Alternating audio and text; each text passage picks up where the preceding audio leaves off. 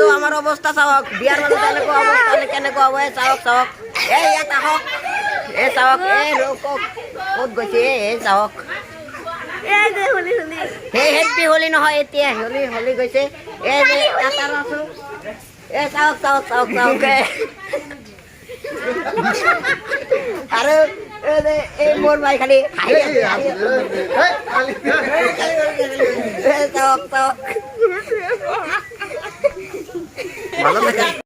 তো গাঁও ধুবলৈ যাই আছো এইটো অৱস্থা লৈ এনেকুৱা অৱস্থা কেনেকুৱা লাগিছে কমেণ্টত জনাব এইটো হ'ল মোৰ দাদাৰ অৱস্থা এনেকুৱাই হৈ গৈছে চাওক এইটো অৱস্থা চালে একেবাৰে হাঁহি উৰাই দিব আপোনালোকে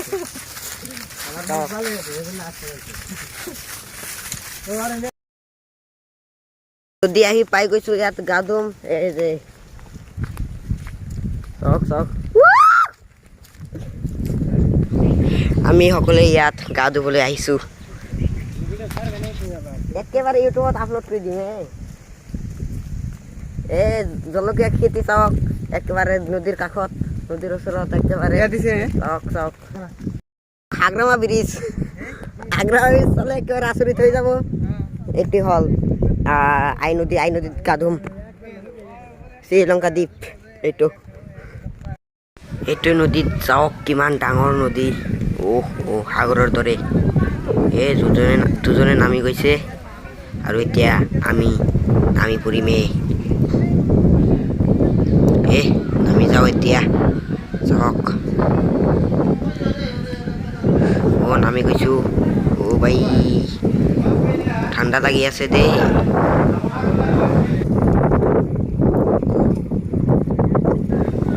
এজনে শৰীৰ চাফ কৰি আছে এতিয়া ময়ো যাওঁ আৰু যাই আছো অলপমান লেট কৰক আহি গৈছোঁ চাওক এইটো কোন বাৰু ময়ো তুলি আছোঁ চাওক ভালকৈ কালি তালি আছে ন ভালকৈ কৰিব লাগিব চাফ কৰিব লাগিব